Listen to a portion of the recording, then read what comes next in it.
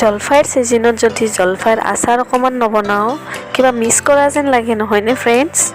তো মোৰ চেনেল পাকঘৰত পুনৰবাৰ আপোনালোকক স্বাগতম জনাইছোঁ মোৰ অন্য এটা ভিডিঅ'লৈ। জলফাইকেইটা মই এনেদৰে কাটি লৈছোঁ, আপোনালোকে টুকুৰা টুকুৰ কৰিবও পাৰে। মই এনেদৰে গোটা গোটাই বনাম বুলি ভাবিছোঁ আচাৰখিনি।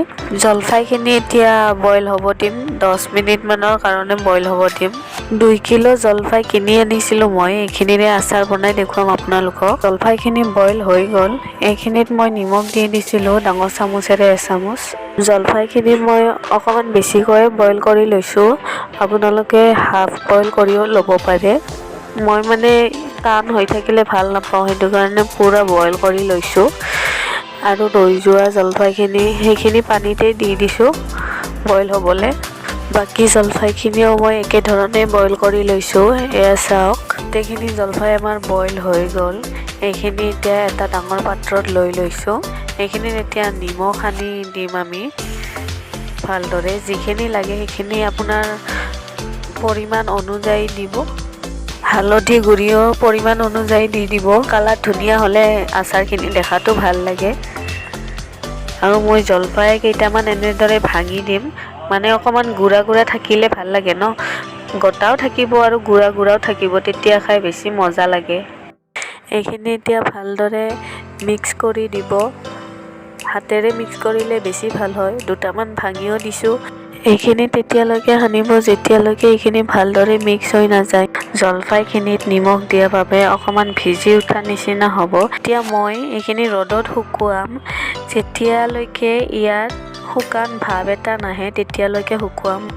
এইখিনি এতিয়া ৰ'দত শুকাব পৰা হৈ গৈছে, ৰেডি হৈ গৈছে। এতিয়া আমি মছলাখিনি বনাই ল'ম। এয়া জিৰা 2 চামুচ লৈছোঁ মই, আৰু ধনিয়াৰ গুটি এচামুচ, আজৱাইন এচামুচ, আৰু চফ এচামুচ, মেথি গুটি এচামুচ, আৰু লৈছোঁ এয়া কালা জিৰা এচামুচ, আৰু 15-20টামান জালুক লৈছোঁ।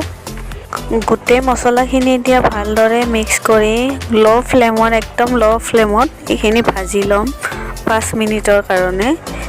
মোৰ মানে শুকান জলকীয়া গোটা নাছিলে, চিলি ফ্লেক্স বনাই থোৱা আছিল, সেইটোৱে মই লৈ লৈছোঁ 5-6 চামুচমান। জলকীয়াৰ গুড়িখিনি কিন্তু একদম লাষ্টৰ ভাগত দিব, যদি আপোনালোকে গুড়ি দিয়ে, মানে মছলাখিনি নমোৱাৰ 1 মিনিটমান আগত দি দিব, নহ'লে জলকীয়াৰ গুড়িখিনি পূৰা জ্বলি যাব। মই মিক্সাৰ গ্ৰাইণ্ডাৰত মছলাখিনি পিচি লৈছোঁ, একদম মিহি কৰা নাই। আচাৰৰ মছলা অকণমান গোটা গোটা থাকিলে খাই ভাল লাগে। এয়া মই ক'লা নিমখ লৈছোঁ। ক'লা নিমখ যদি পাৰে আপোনালোকে ক'লা নিমখ দি দিব আচাৰত, তেতিয়া সোৱাদটো আৰু বাঢ়ি যায়। ক'লা নিমখখিনি মই জলফাইত যে পনীয়া এটা ভাৱ আছিলে, মানে ভিজা ভিজা ভাৱ আছিলে, সেইখিনি শুকাই যোৱাৰ পিছত দিছোঁ। জলফাইখিনি মই 2 দিন শুকাইছোঁ ৰ'দত, তাৰপিছত ক'লা নিমখখিনি দিছোঁ। আজি ইয়াতে মছলাখিনিও দি দিম একলগত। জলফাইখিনি শুকোৱাৰ সময়ত যিটো পাত্ৰত আপুনি শুকাব সেইটো পাত্ৰত পেপাৰ পাৰি দিব তলত, তাৰপিছত জলফাইখিনি দিব, তেতিয়া মানে জলফাইখিনি জল্দি শুকাই যাব আপোনালোকৰ। মই এতিয়া ইয়াত মছলাখিনি দিছোঁ, গোটেই মছলা একলগত দি লোৱা নাই, অকণমান অকণমানকৈ দি লৈছোঁ, গোটেইখিনি নালাগিবও পাৰে, সেইটো কাৰণে মছলাখিনি দি এতিয়া ভালদৰে এইখিনি হাতেৰে সানি দিম। আপোনালোকে হেতাৰেও সানিব পাৰে, মই হাতেৰে সানি দিছোঁ। আৰু ইয়াত Kashmiri red chilli powder 2 packet দি দিছোঁ কালাৰৰ কাৰণে, মানে আচাৰৰ কালাৰটো দেখিবলৈ ধুনীয়া হ'ব, অকণমান ৰঙা ৰঙা নিচিনা হ'ব।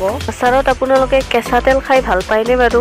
মই কিন্তু ভাল পাওঁ, কেঁচা তেল দিলে বেছি ভাল হয় আচাৰত, আপোনালোকেও দিব। এইখিনি এতিয়া ভালদৰে লৰাই ল'ম।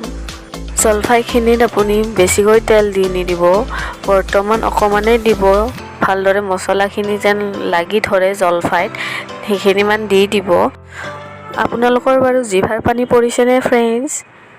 মই কিন্তু এনেকৈ লৰাই থাকোঁতে 2টামান খায়ে দিলোঁ। আৰু এইখিনি এনেকৈ আপুনি ৰ'দত দিব বিচাৰিলে ৰ'দতো দিব পাৰে, আৰু যদি ৰ'দত দিব নিবিচাৰে তেতিয়াহ'লে বৈয়ামত ভৰাই দিব।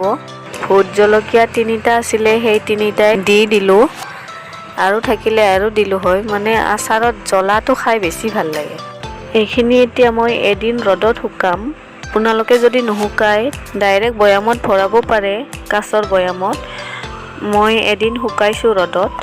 আপোনালোকে ইচ্ছা কৰিলে এইটো 2 দিন 3 দিনো শুকাব পাৰে। মই এদিনেই শুকাইছোঁ, কাৰণ কাঁচৰ বৈয়ামত ভৰোৱাৰ পিছত এইখিনি মই আৰু এসপ্তাহমান ৰ'দত দিম। এইখিনিত অকণমান তেল দি ভালদৰে মাখি লৈছোঁ। এনেকৈ চাওক, দেখাতে মানে লোভ লাগি গৈছে আৰু ফ্ৰেণ্ডছ। এতিয়া এইখিনি কাঁচৰ বৈয়ামত ভৰাম।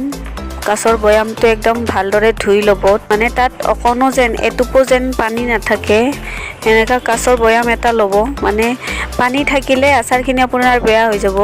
সেইটো কাৰণে কৈছোঁ, আপুনি কাপোৰেৰে ভালদৰে মুচি অকণমান শুকাব দিব, তাৰপিছত এইখিনি ভৰাই দিব। পানীয়ে বোলে আচাৰৰ শত্ৰু ফ্ৰেণ্ডছ, আপোনালোকে জানেনে? মই কিন্তু ইয়াত অকল মিঠাতেল ইউজ কৰিছোঁ। মই ইয়াত নেমু টেঙাও দিয়া নাই আৰু ভিনেগাৰো ইউজ কৰা নাই।